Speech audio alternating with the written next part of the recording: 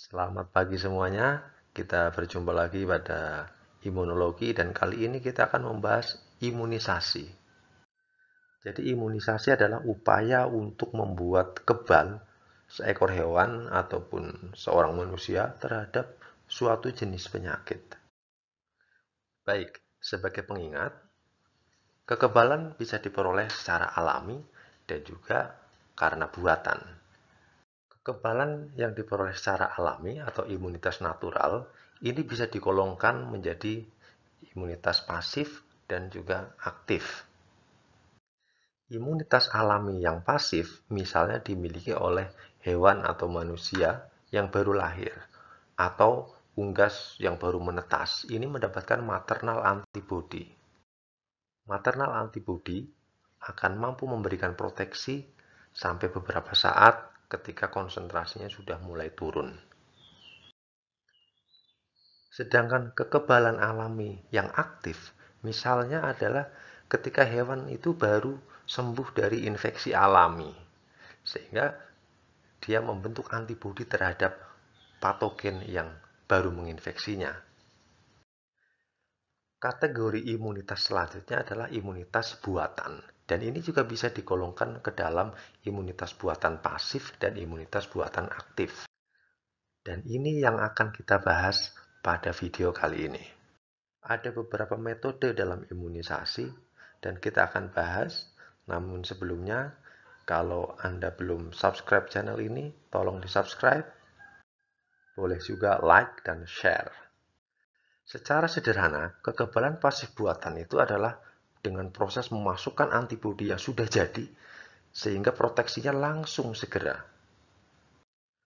Namun karena antibodi ini tidak diproduksi mandiri oleh hewan ataupun manusia yang diberikan antibodi tersebut, maka proteksinya hanya sementara hingga antibodi tersebut konsentrasinya turun.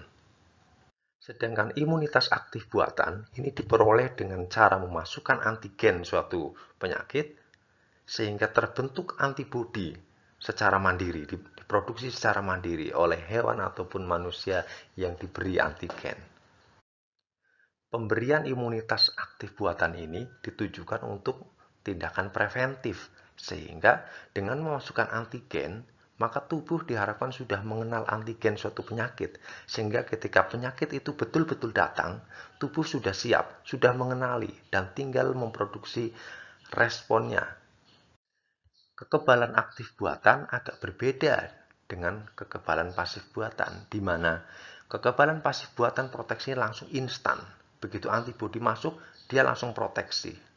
Sementara itu, pada kekebalan aktif buatan, tubuh memerlukan waktu untuk menghasilkan antibodi sendiri, mulai dari mengenali antigennya, kemudian membentuk antibodinya. Namun karena tubuh membentuk antibodinya sendiri, proteksi yang dihasilkan akan lebih bertahan lama. Dalam upaya pemberian imunitas pasif buatan, ini melibatkan produksi antibodi pada hewan donor. Jadi pada hewan donor, dia diberikan antigen sehingga dia memproduksi antibodi. Kemudian antibodi ini dipanen dalam bentuk antisera. Kemudian antisera ini disiapkan atau disimpan dan digunakan sewaktu-waktu diperlukan. Karena proteksinya yang bersifat sementara dan singkat, maka antisera ini diberikan ketika kondisinya memang dicurigai terancam. Misalnya antiserum tetanus. Kita diberikan antiserum tetanus kalau kita tertusuk paku dengan luka yang dalam. Dan dicurigai mungkin saja ada Clostridium tetani yang hidup di dalam luka. Ini misalnya adalah bagaimana cara memproduksi antiserum tetanus. Donornya adalah kuda. Pada awalnya sebagai perkenalan, kuda disuntik dengan toksoid. Nah, toksoid ini adalah toksin yang sudah diringankan. Nah, setelah terbentuk antibodi terhadap toksoid itu, kemudian kuda diberikan antigen berupa toksin yang sebenarnya. Kemudian titernya selalu diamati dan ketika titernya sudah cukup tinggi, ini bisa dipanen secara berselang.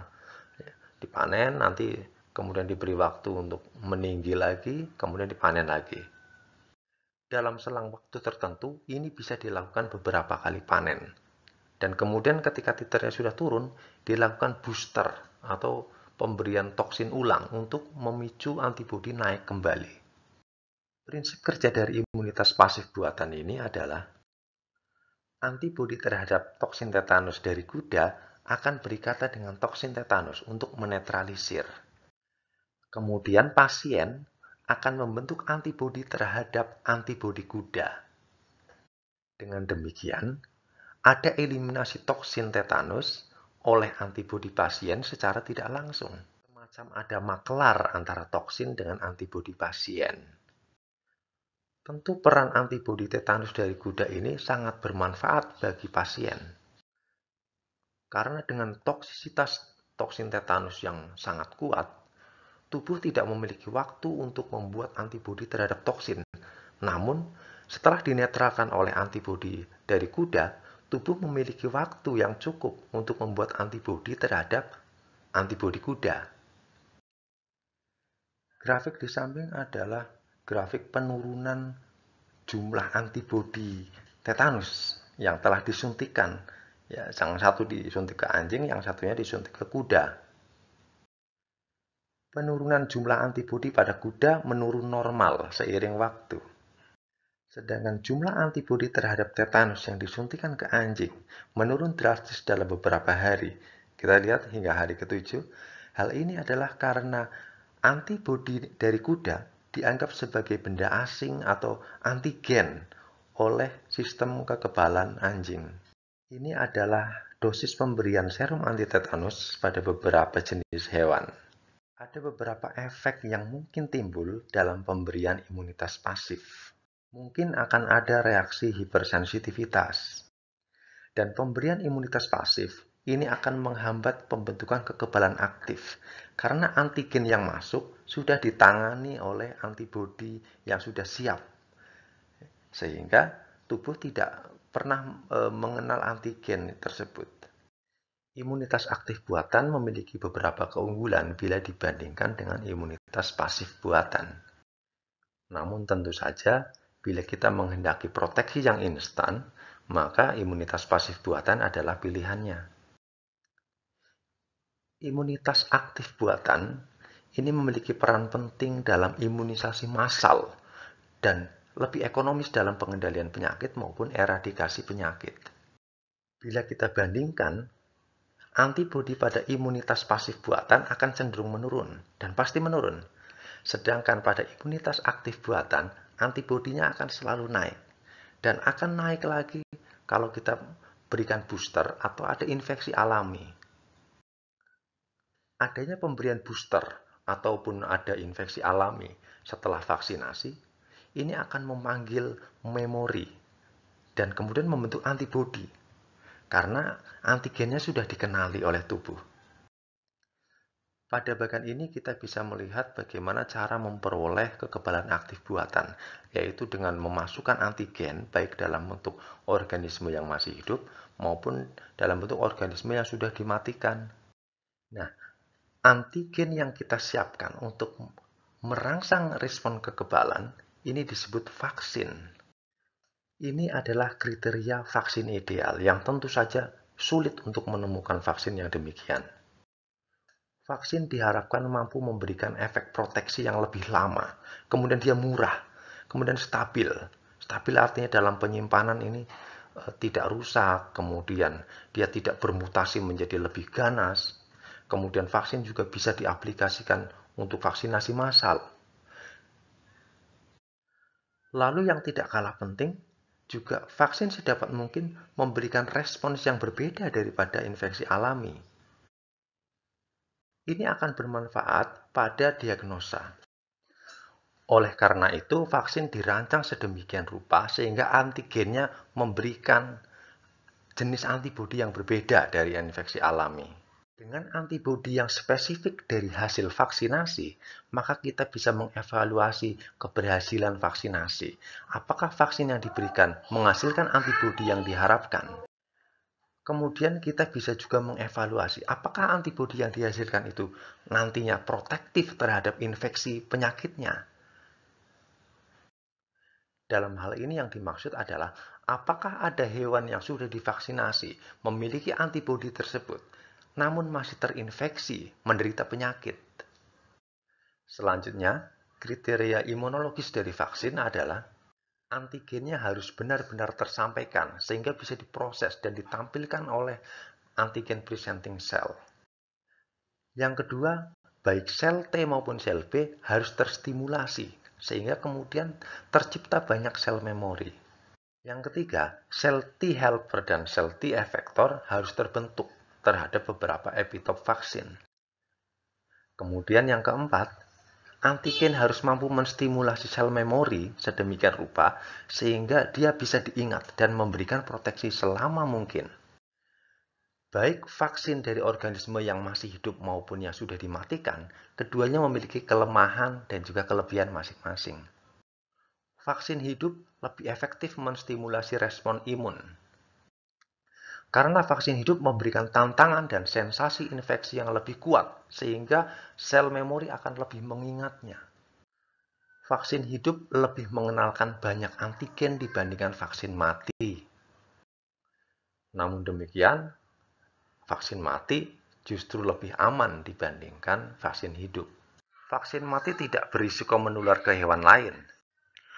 Pada vaksin hidup mungkin ada kekhawatiran sebagian mikroorganisme masih ada yang patogen, artinya gagal dalam atenuasi. Atau mungkin mikroorganismenya bermutasi menjadi lebih ganas. Namun dalam vaksin mati, kita tidak perlu khawatir hal-hal tersebut. Dalam pembuatan vaksin mati, mikroorganisme yang dimatikan harus memiliki sifat antigenik sama seperti ketika mikroorganisme itu masih hidup. Untuk mendapatkan vaksin hidup, bisa diperoleh dari strain jinak dari mikroorganisme atau juga mikroorganisme patogen yang dilemahkan atau diatenuasi. Dengan mikroorganisme yang diatenuasi, mereka mampu memicu respon kekebalan tapi tidak bisa menimbulkan penyakit. Metode atenuasi tradisional misalnya dengan pasase. Pasase adalah memaksa mikroorganisme itu untuk hidup pada sel atau jaringan atau spesies inang yang bukan biasanya. Pada kondisi hidup yang merana tersebut, virus akan beradaptasi dan kehilangan patogenisitasnya.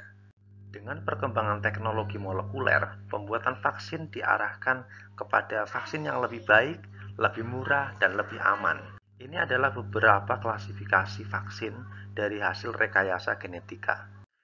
Pada vaksin kategori 1, ini adalah vaksin yang berisi antigen dari cloning yang dihasilkan oleh mikroorganisme rekombinan.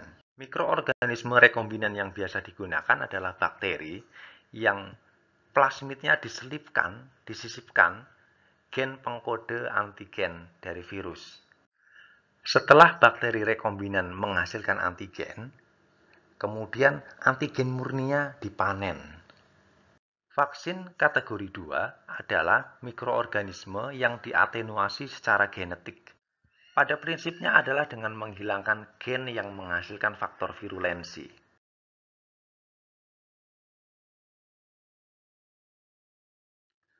Untuk memaksimalkan efektivitas vaksin, pada kill vaksin biasa ditambahkan adjuvan.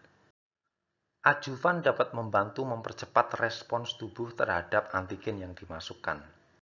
Pengelompokan dan mode aksi adjuvan tertera pada tabel ini. Demikian, mudah-mudahan membantu. Jangan lupa like videonya dan sampai jumpa.